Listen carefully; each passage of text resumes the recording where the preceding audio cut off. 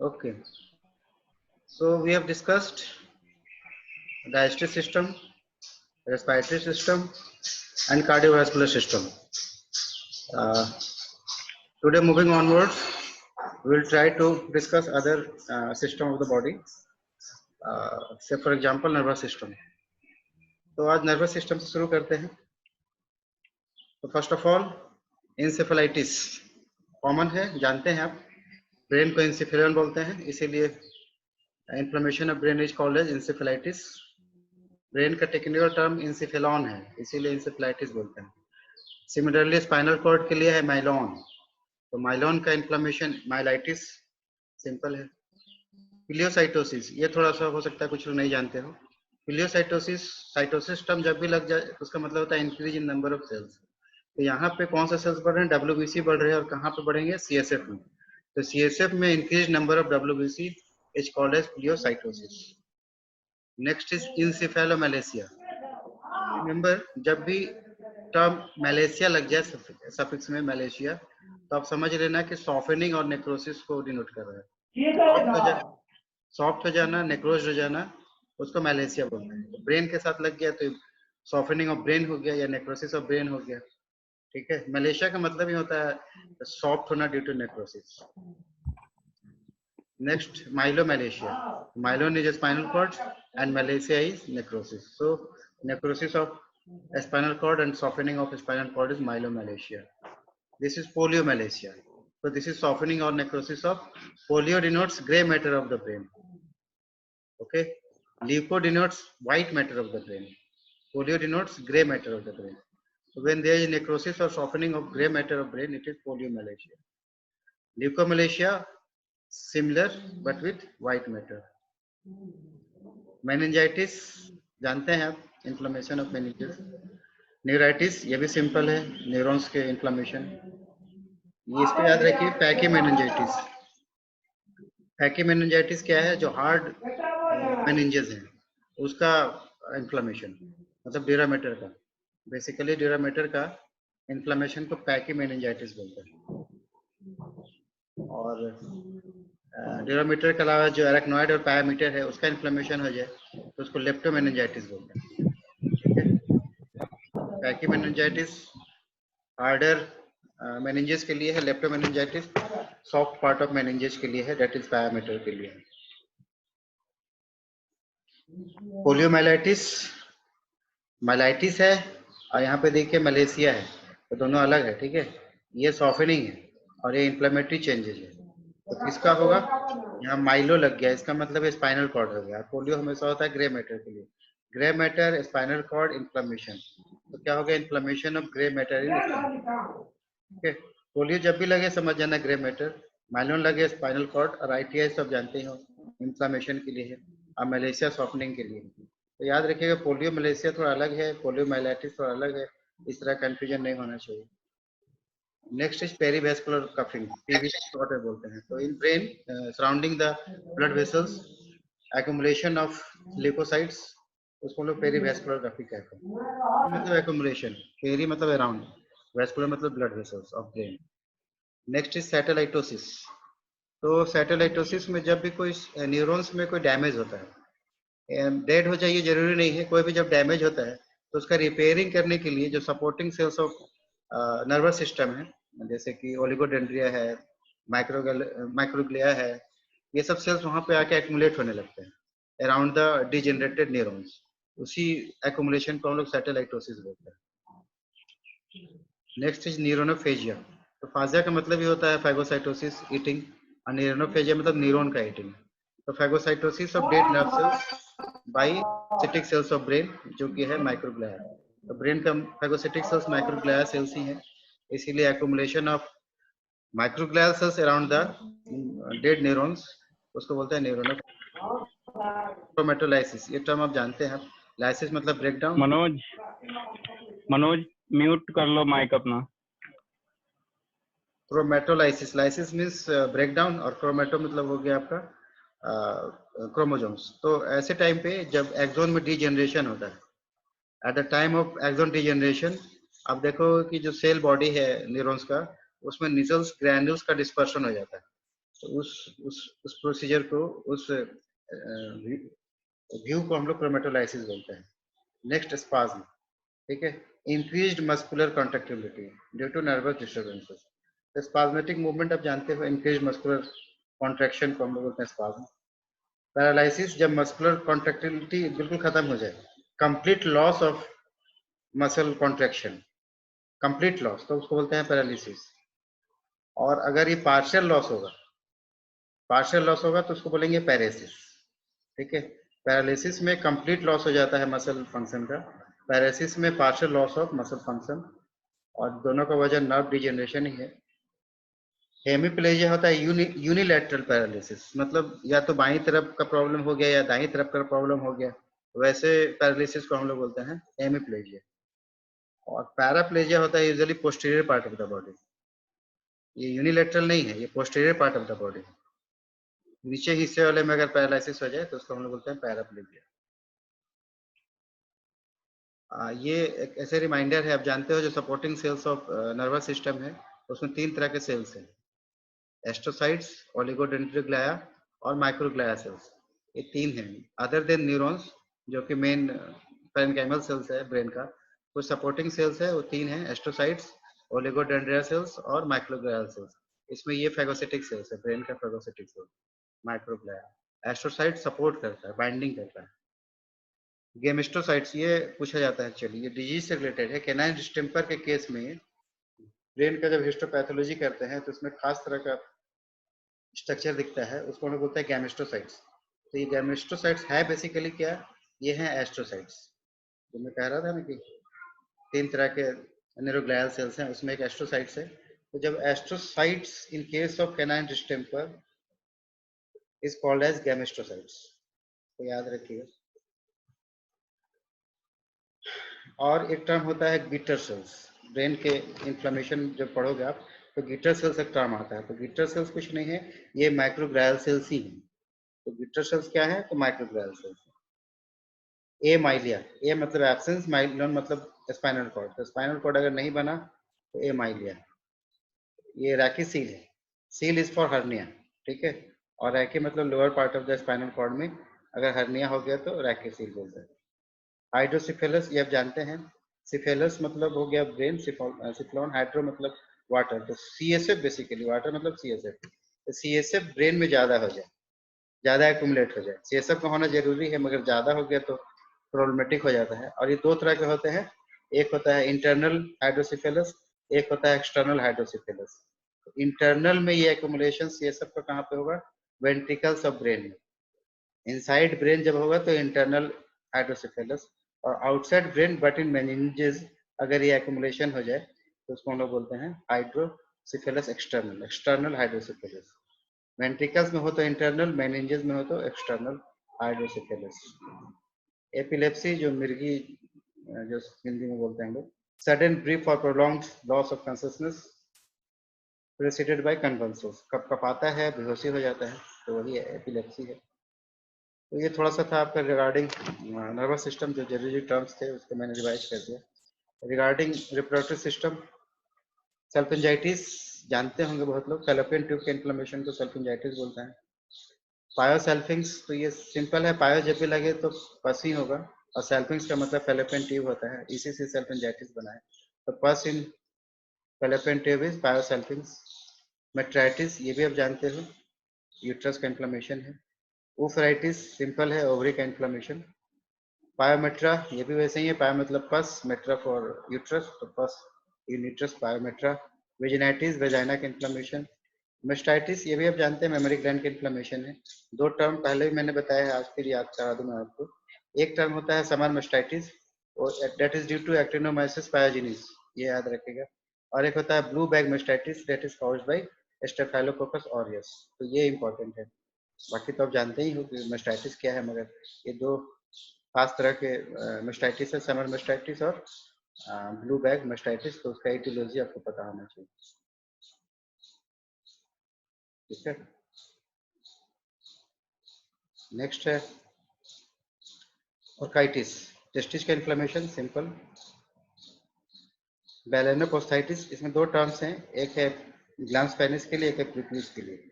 तो for prepuce you use posthitis और for glans penis you use balanitis. तो जब दोनों हो जाएंगे तो balanoposthitis. Balanitis is for glans penis और पोस्थाइटिस प्रीप्यूस।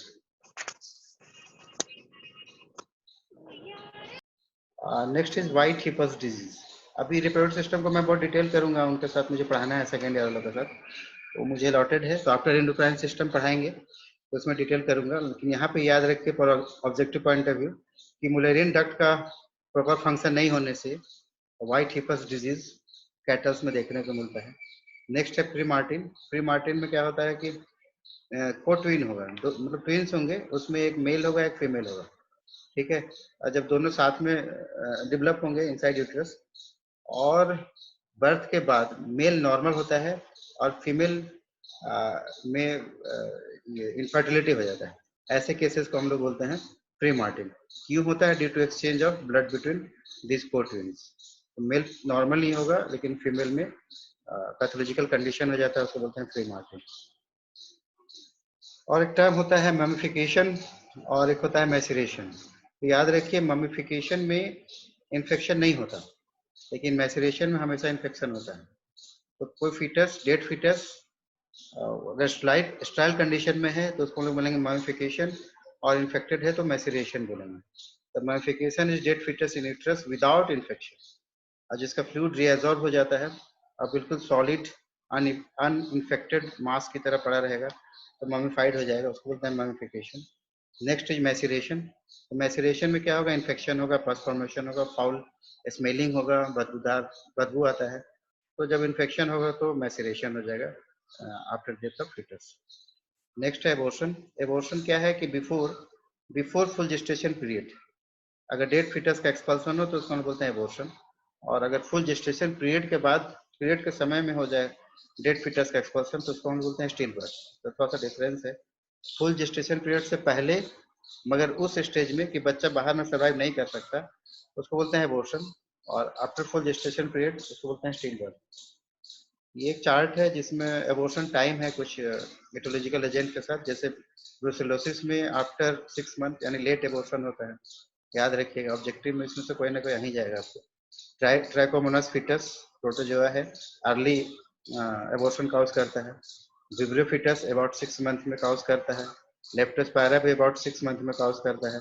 इसमें देखो ये जो है ट्राइकोमोनास ये बहुत अर्ली है, विद इन 2 to 4 मंथ ही हो जाता है एबॉर्शन, इसको याद रखिएगा। बाकी सब में वैसे लेप्टोस्पायरा में देख रहे हैं आफ्टर 6 मंथ है, ब्रुसेल्ला में भी आफ्टर 6 मंथ है, आईवीआर में भी लास्ट ट्राइमेस्टर में है, लिस्टेरिया में भी लास्ट ट्राइमेस्टर में है। तो वैसे एक रफ आइडिया आपको हो गया यहाँ पे कहाँ पे किस स्टेज में एबॉर्शन होता है। और सबसे अलग ये वाला है आपको प्रोटोजुअल एबॉर्शन, जहाँ पे 2 to 4 मंथ में हो जाता है। नेक्स्ट हम लोग डील करते हैं मस्कुलोस्केलेटल सिस्टम से रिलेटेड सिस्टम्स। मायोसाइटिस, मसल्स का इन्फ्लेमेशन जानते होंगे आप। रिकेट्स ये भी जानते हो due to vitamin D deficiency. Osteomalacia, तो मलेशिया लग गया इसका मतलब सॉफ्टनिंग है। ऑस्टियो मतलब बोन, तो softening of bones is osteomalacia. Osteoporosis, तो पोरोसिस का मतलब पोर फॉर्मेशन, तो बोन्स ब्रिटल हो जाते हैं, पोरस हो जाते हैं, लाइट वेट हो जाता है, और due to calcium deficiency osteoporosis. Next है ऑस्टियोपेट्रोसिस, ये इनलार्जमेंट ऑफ बोन है, या आउटवर्ड हो या इनवर्ड हो, उसको हम लोग बोलते हैं ऑस्टियोपेट्रोसिस।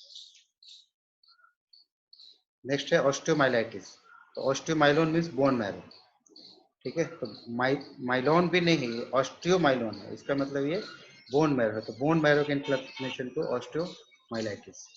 आर्थराइटिस सिंपल है, जॉइंट्स के इन्फ्लेमेशन। कोस्टाइटिस और ये गोनाइटिस, ये दोनों याद कर लो। हिप जॉइंट के इन्फ्लेमेशन को कोक्साइटिस बोलते हैं, और स्टिफल जॉइंट के इन्फ्लेमेशन को गोनाइटिस बोलते हैं। ये कंफ्यूजन होता है, hip joint is for coxitis और stifle joint is for gonitis. Bursitis, तो जो जॉइंट्स होते हैं तो वहाँ पे वर्षा होता है, उस वर्षा का इन्फ्लेमेशन को बर्साइटिस बोलते हैं। नेक्स्ट है लॉर्डोसिस, काइफोसिस एंड स्पोलियोसिस। ये तीन टर्म एक दूसरे से रिलेटेड हैं, तीनों के डिफरेंट मीनिंग है, उसको ठीक से याद समझ लीजिए। लॉर्डोसिस क्या होता है? वेंट्रल कॉन्वेक्सिटी, स्पाइनल कॉर्ड का वर्टिब्रल कॉलम का वेंट्रल कॉन्वेक्सिटी को हम लोग बोलते हैं लॉर्डोसिस। और अगर डोर्सल प्रोमिनेंस हो जाए तो काइफोसिस, और लैटरल कर्वेचर हो जाए तो स्पोलियोसिस। वेंट्रल वेंट्रल वर्टिब्रल कॉलम जब कर्वेचर हो तो लॉर्डोसिस, डोर्सल हो तो काइफोसिस और लैटरल हो तो स्कोलियोसिस। ये तीन टर्म एक दूसरे से रिलेटेड हैं लेकिन ऑब्जेक्टिव से इंपॉर्टेंट है। Amelia, amelia is for limbs, A for absence, absence of limbs. Prognathism मतलब jaw jaw is protruded forward, आगे की तरफ हो जाता है, रिजेंबलिंग पिग माउथ। तो प्रोग्नेथिज्म है पिग माउथ, और उसका ठीक उल्टा है ब्रैगनेथिज्म, यहाँ पे जॉ छोटे हो जाते हैं। ब्रैकी का मतलब ये होता है स्मॉल होना, तो ऐसे कंडीशन को पैरेट माउथ कंडीशन बोलते हैं, ठीक है। नेक्स्ट है टॉर्टिकोलिस, ये आप जानते हो, wryneck, twisting of the neck, neck twisting हो जाता है तो उसको बोलते हैं टॉर्टिकोलिस। अब आते हैं स्किन में, तो स्किन में पैकीडर्मा, तो जब डर्मेटाइटिस डिटरमाइन नहीं हो किससे हुआ है, नॉन स्पेसिफिक हो, डर्मा मतलब ही स्किन होता है तो उसको बोलते हैं पैकीडर्मा। नेक्स्ट डर्मेटाइटिस, ये सिंपल है, स्किन का इन्फ्लेमेशन। पैप्यूल, वेसिकल्स, पस्ट्यूल, ये तीन टर्म एक दूसरे से रिलेटेड है। पैप्यूल इनिशियल स्टेज है, उसके बाद का स्टेज वेसिकल्स है, अब फिर हो सकता है कि पस्ट्यूल में कन्वर्ट हो जाए। तो पैप्यूल कुछ नहीं, एक हार्ड नोड्यूल्स है स्किन के ऊपर, red hard solid nodular formation over the skin is papule.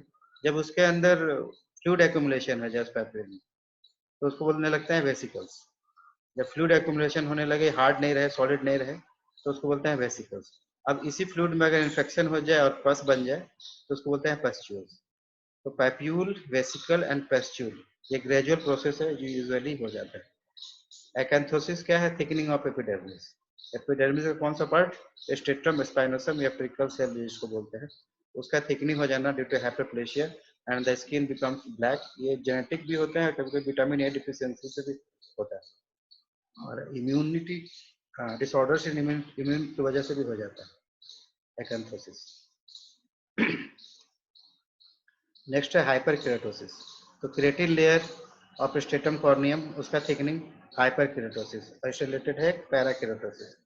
Para keratosis और हाइपर केराटोसिस अलग है, ठीक है। हाइपर केराटोसिस मतलब थिकनिंग, लेकिन पैरा केराटोसिस वो कंडीशन है जहाँ पे क्रिएटिन लेयर में आप जानते हैं जो स्ट्रेटम कॉर्नियम के सेल्स होते हैं वो डेड हो जाते हैं, लेकिन अगर उसके अंदर न्यूक्लियस रिटेन कर रहा है, बना हुआ है, तब ऐसे कंडीशन को लोग पैरा केराटोसिस बोलते हैं।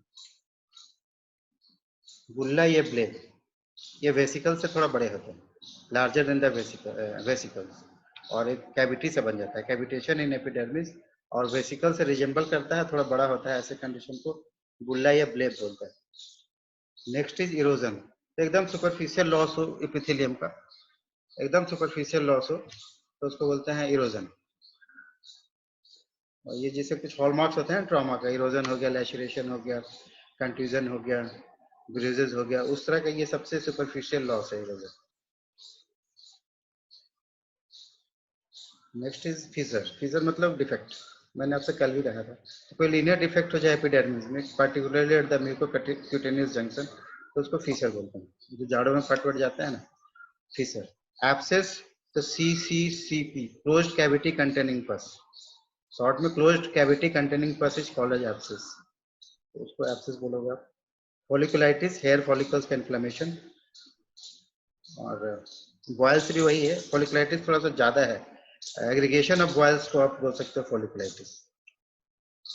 एक्नी, एक्नी भी आप समझते हैं, बड़ा कॉमन सा है, तो यहाँ पे क्या होता है, due to sealing of the opening of the sebaceous gland, वहाँ पे एक डेवलपमेंट हो जाता है, एक छोटा सा इरप्शन सा हो जाता है, उसे बोलते हैं एक्नी। एक्जिमा, एलर्जिक डर्मेटाइटिस, जिसका एटियोलॉजी यूजुअली पता नहीं होता, मगर यहाँ पे रेडनेस होगा, रैसेस होंगे, एक्सुडेशन होगा और इचिंग इफेक्ट होगा, उसको बोलते हैं एक्जिमा।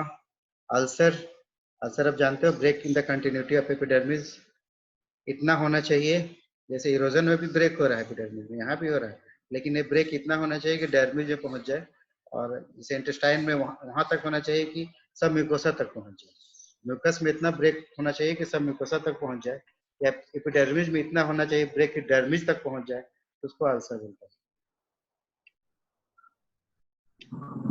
नेक्स्ट है अर्टिकेरिया, तो ये सीवियर फॉर्म ऑफ एक्जिमा है तरह से, ठीक है। तो स्वेलिंग एडिमा इन्वॉल्विंग डर्मिस, बहुत डीप हो जाता है, इवन डर्मिस को इन्वॉल्व कर लेता है, तो एक्जिमा का एक सीवियर फॉर्म है और थोड़ा सा खतरनाक कंडीशन है। अब आते हैं यूरिन सिस्टम में, थोड़ा थोड़ा ही मैंने रखा है जो एकदम जरूरी समझा मैंने। Polycystic kidney, naturally multiple cyst in the kidney, नाम से ही लग रहा है, नेक्स्ट है हाइड्रोनेफ्रोसिस। ये क्या है? नेफ्रोसिस का मतलब ये इन्फ्लेमेटरी कंडीशन नहीं होता है, ये डिजेनरेटिव कंडीशन होता है। और क्यों हो रहा है? ड्यू टू हाइड्रो मतलब वाटर। तो यूरिन बनता चला जाए और बॉडी से बाहर नहीं निकले due to some obstruction in the route, urinary route में कहीं पे कोई ऑब्स्ट्रक्शन हो गया किसी वजह से, तो वही यूरिन जो बन रहे हैं वो बैक प्रेशर काउज करता है किडनी पे और डिजेनरेटिव चेंजेस लाता है। तो यूजुअली किडनी स्टोन में देखने को मिलता है, हाइड्रोनेफ्रोसिस हो जाएगा। ठीक है, हाइड्रोनेफ्रोसिस इंडिकेट करता है कि आपका किडनी में डैमेज शुरू हो गया, मगर ये एसेप्टिक होता है, इसमें कोई इन्फेक्शन नहीं होता। नेफ्रोसिस मैंने बताया degenerative change, it is not inflammatory change, it is degenerative change. Inflammatory change को हम लोग नेफ्राइटिस बोलते हैं। ठीक है, तो डिफरेंट टाइप्स के नेफ्राइटिस होते हैं और डिटेल नहीं कर रहा हूँ। नेक्स्ट है नेफ्रोस्क्लेरोसिस। नाम से ही क्लियर है, स्क्लेरोसिस मतलब hardening and atrophy of kidney, nodule formation हो जाता है, फाइब्रस हो जाता है किडनी का। नेफ्रॉन मतलब किडनी, तो नाम से ही पकड़ लो गया। यूरोलिथेसिस, ये भी क्लियर हो रहा है, लिथ मतलब स्टोन, यूरो मतलब यूरिनरी ट्रैक्ट, तो स्टोन फॉर्मेशन, स्टोन को बायोलॉजी में कैल्कुलाई बोलते हैं, तो कैल्कुलाई फॉर्मेशन किडनी में हो जाए, यूरिनरी ट्रैक्ट में कहीं भी हो जाए, यूरोलिथेसिस चाहिए। यूट्राइटिस, यूरेटर का इन्फ्लेमेशन। सिस्टाइटिस, जैसा मैं आपसे कल कह रहा था, कोलिसिस्टाइटिस होगा तो गॉल ब्लैडर हो जाएगा, सिस्टाइटिस होगा तो यूरिनरी ब्लैडर होगा, याद रखिएगा। यूथराइटिस सिंपल है, यूथरा का इन्फ्लेमेशन। और यूरिन में कुछ एब्नॉर्मल कंस्टिट्यूएंट्स आते हैं जैसे प्रोटीन, ग्लूकोज, कीटोन, पस, हीमोग्लोबिन और ब्लड। तो उसी तरीके से नाम है, प्रोटीन होगा तो प्रोटीनूरिया, ग्लूकोज होगा तो ग्लाइकोसूरिया, कीटोन होगा तो कीटोनूरिया, पस होगा तो पायूरिया, हीमोग्लोबिन होगा तो हीमोग्लोबिनूरिया, ब्लड होगा तो हेमेचूरिया, इंटैक्ट आरबीसी होंगे तो हेमेचूरिया। इसके भी लंबे चौड़े कहानी है, डिटेल नहीं कर रहा मैं। अब इसमें देखो दो तरह के सेगमेंट्स होते हैं, जब यूरिन को आप सेंट्रीफ्यूज करेंगे तो दो तरह के सेगमेंट का पॉसिबिलिटी होता है। एक को बोलते हैं ऑर्गेनाइज्ड सेगमेंट, दूसरे को बोलते हैं अनऑर्गेनाइज्ड सेडिमेंट्स। तो ऑर्गेनाइज्ड सेडिमेंट्स कौन कौन से हैं? ब्लड सेल्स हैं, आरबीसी, डब्ल्यूबीसी, बैक्टीरिया है, ईस्ट है, कास्ट है, एपिथेलियल सेल्स है, म्यूकस है, पैरासाइट्स है, स्पॉन्स है। मगर अनऑर्गेनाइज्ड सेडिमेंट्स क्या होते हैं? क्रिस्टल्स और फैट ड्रॉपलेट्स। मुझे लगता है इसे सब जानते हैं, सब नाम सुना हुआ आपका। ये कास्ट हो सकता है किसी ने नहीं सुना हो, क्रिस्टल नहीं सुना हो। तो कास्ट कुछ नहीं होते, डीजेनरेटेड, डी नेचर्ड प्रोटीन को ही कास्ट बोलते हैं। ठीक है, D नेचर्ड protein in the urine, और समय के साथ यूरिनरी ट्यूब्यूल्स के साथ अटैच हो जाता है और फिर टूट कर निकल आता है बाहर, तो एक खास शेप ले लेता है, ये सिलेंड्रिकल की तरह कास्ट। तो ये प्रोटीन ही है, डीनेचर्ड प्रोटीन। और क्रिस्टल्स होते हैं एक्चुअली सॉल्ट। तो कास्ट क्या है? Segment form by coagulation of albuminous material मतलब प्रोटीन किडनी ट्यूब्यूल्स में। ठीक है, ये हाइलिन कास्ट होगा। हाइलिन मतलब जिस कास्ट जो सिंपल है, जिसके अंदर आरबीसी ट्रैप नहीं है, डब्ल्यूबीसी ट्रैप नहीं है। अगर आरबीसी ट्रैप इसके अंदर हो गया तो आरबीसी कास्ट बोलेंगे, डब्ल्यूबीसी ट्रैप हो गया तो डब्ल्यूबीसी कास्ट बोलेंगे। अगर एपिथेलियल सेल ट्रैप हो गया इसके अंदर तो ग्रेनुलर कास्ट बोलेंगे या एपिथेलियल सेल कास्ट बोलेंगे। तो हाइलाइन कास्ट हो सकता है या ग्रेनुलर कास्ट हो सकता है। ये ग्रेनुलर वाला आरबीसी हो सकता है, डब्ल्यूबीसी या एपिथेलियल सेल हो सकता है। तो इसका शेप भी चेंज करता है। कास्ट, और कास्ट मैंने कहा प्रोटीन से बनते हैं। ठीक है, फैट से भी बनता है कास्ट, लेकिन उसको देख के ही पहचान जाए, वो बड़ा कॉन्वोलेटेड होता है। जब बड़ा कॉन्वोलेटेड की तरह अपीयरेंस हो तो समझ लीजिए कि ड्यू टू फैट है।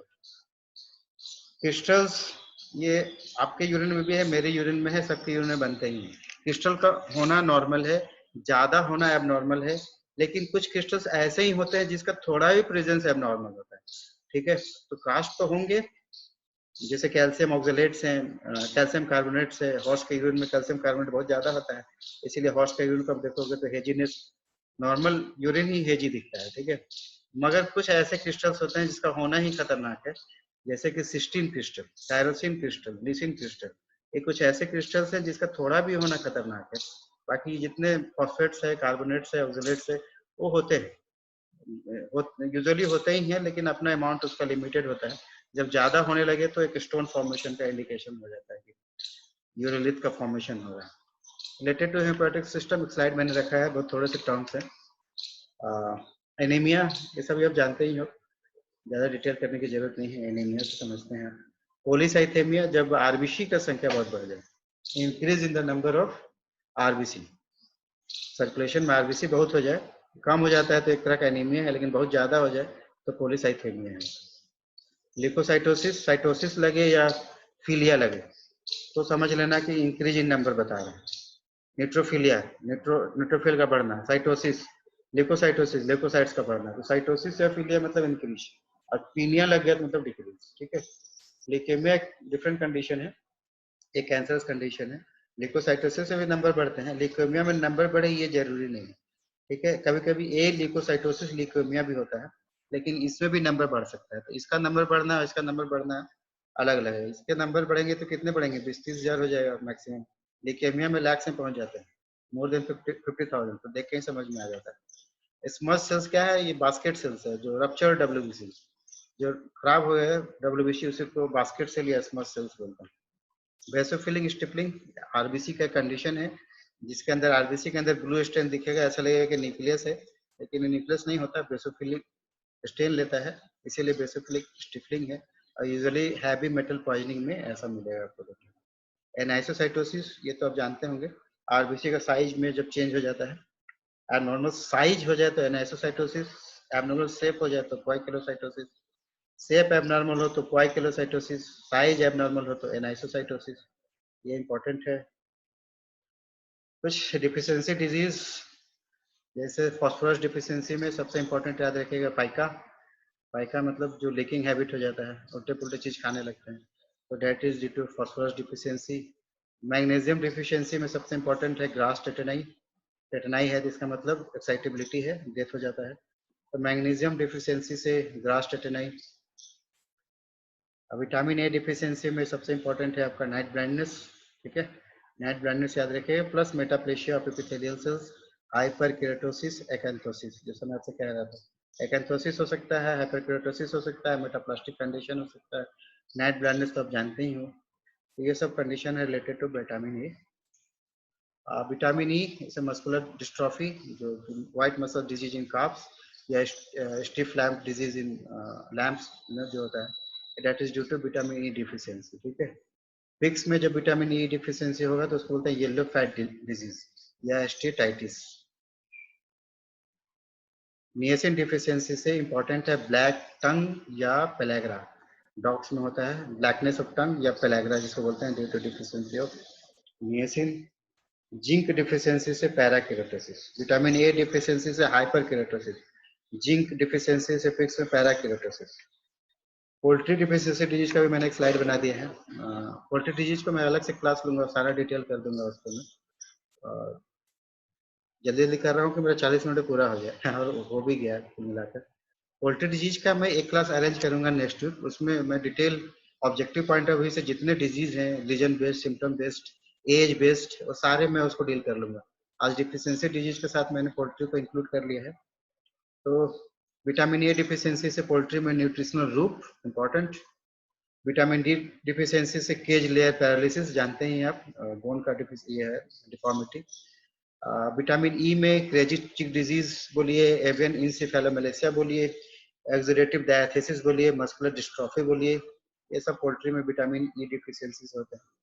विटामिन के डिफिशियंसी से हेमरेजिक सिंड्रोम, विटामिन के होता ही है रिस्पॉन्सिबल ब्लड क्लॉटिंग के लिए, इसलिए इसका कमी से हेमरेज होगा। B1 या थायमिन का डिफिशियंसी से स्टार गेजिंग बहुत इंपॉर्टेंट है, जानते हो आप सभी, फिर भी रिकॉल कर लीजिए। विटामिन B1 और thiamine deficiency causes star gazing, मतलब ये टॉर्टिकोलिस की तरह है, हमेशा सर ऊपर रहता है, ऐसा लगता है कि तारा देख रहा हो, तो स्टार निहार रहा हो तारे को, स्टार गेजिंग अपीयरेंस। B2 और राइबोफ्लेविन की डिफिशियंसी से कर्ल टो पैरालिसिस है, पैर का टेढ़ा हो जाता है, curl toe paralysis. Pantothenic acid से प्रॉब्लम आते हैं उसके फुट पैड और क्लॉज में, उसमें क्रैकिंग हो जाता है डर्मेटाइटिस की तरह। और फोलिक एसिड से पेरोसिस, पेरोसिस हो जाएगा फोलिक एसिड से। कोलिन से स्लिप टंडन, ये भी कई बार पूछा जाता है ना, slip tendon is due to choline. Calcium phosphorus deficiency will lead to osteochondral joint का इनलार्जमेंट। पोस्टो मतलब कार्टिलेज, कॉन्ड्रोल मतलब कार्टिलेज, पोस्टो मतलब बोन्स, तो यूजुअली रिब्स के पास इनलार्जमेंट पोस्टोकॉन्ड्रल जॉइंट के पास। मैंगनीज डिफिशियंसी से पैरोट वीक अपीयरेंस होता है, पूछा जाता है, प्लस एम्ब्रियो मोर्टेलिटी, ठीक है। Manganese deficiency. Copper anaemia, zinc scaly limb disease, ये भी इंपॉर्टेंट है, scaly limb disease is due to zinc. अब ये कुछ एक दो तीन टर्म्स कभी पूछे गए थे, मुझे याद था, मैंने डाल दिया। लाइन फिल्टर सिंड्रोम पढ़ा है आप लोगों ने। ये एक ऐसा कंडीशन है, इसमें एक एक्स्ट्रा एक्स जेनेटिक प्रॉब्लम है, एक्स्ट्रा एक्स कहा जाना, that will lead to Klinefelter syndrome. उसी तरीके से फीमेल में टर्नर सिंड्रोम है, उसमें एक एक्स एक्स का खत्म हो जाना, मतलब सिंगल एक्स कंडीशन है, जेनेटिक प्रॉब्लम है, ये भी उसको बोलते हैं टर्नर सिंड्रोम। तो याद रखिएगा ऑब्जेक्टिव पॉइंट ऑफ व्यू से। ये स्टेन हम लोग बार बार बोलते हैं रामिनस्की स्टेन, रामिनस्की स्टेन। इसमें होता क्या है, methylene blue and eosin, objective में पूछते हैं, इसलिए मैंने उसको याद करके डाल दिया है। ये भी पूछा जाता है एग्जाम्पल ऑफ एसिडिक डाई, तो यूसिन, और एग्जाम्पल ऑफ बेसिक डाई तो मिथाइलिन ब्लू। तो रामिनस्की स्टेन में एसिडिक डाई और बेसिक डाई का मिक्सचर है, मिथाइलिन ब्लू बेसिक नेचर का है, यूसिन एसिडिक नेचर का। ये कुछ है, मुझे लगता है मेरा हो गया। आई ईयर मैंने डिटेल में पढ़ाया है सेकेंड ईयर वालों को, आपको थोड़ा सा रिवाइज करा दूं। सेकेंड ईयर में डिटेल में हो गया हो, उसका वीडियो है भी और लिंक में भेज दूंगा आपको, आपको बस ऐसे रिवाइज करा दूं थोड़ा सा। Blepharitis, blepharon is for eyelids, इसीलिए आईलिड्स के इन्फ्लेमेशन को ब्लिफराइटिस बोलते हैं। कंजक्टिवाइटिस कॉमन है, जानते हो। Cornea inflammation, keratitis, entropion inward turning of eyelid, और ectropion outward turning of eyelid. Inward turning होगा तो इंट्रोपियन, आउटवर्ड टर्निंग होगा तो एक्ट्रोपियन। आइरिस है तो आयराइटिस होगा, यूविया और आइरिस होगा तो आइरिडोसेफलाइटिस होगा। कोरोडाइटिस ये भी जानते हो, कोरेट प्लेक्सस का इन्फ्लेमेशन है। एफेकिया, इसको याद रखिए, एफेकिया मतलब एब्सेंस ऑफ लेंस, ठीक है। और एक टर्म होता है, ये सेकेंड ईयर लोग साथ छूट गया था डिस्कस करना, हीमेरोलोपिया है। हीमेरोलोपिया ये क्या है, डे ब्लाइंडनेस, किसमें होता है, डॉग्स में होता है, और it is due to single autosomal recessive gene, ठीक है। हीमेरोलोपिया, इसको याद रखिएगा, डे ब्लाइंडनेस। बाकी ये टर्म आप जानते हैं, कैटरैक्ट भी जानते हो, opacity of the lens. Glaucoma भी जानते हैं, एक्वस ह्यूमर का बढ़ जाना जिससे आई बल्ज हो जाता है। ओटाइटिस इन्फ्लेमेशन ऑफ ईयर है, ये भी जानते हैं। और अगर कुछ लोगों का कल नहीं हुआ हो, ये छूट गया हो,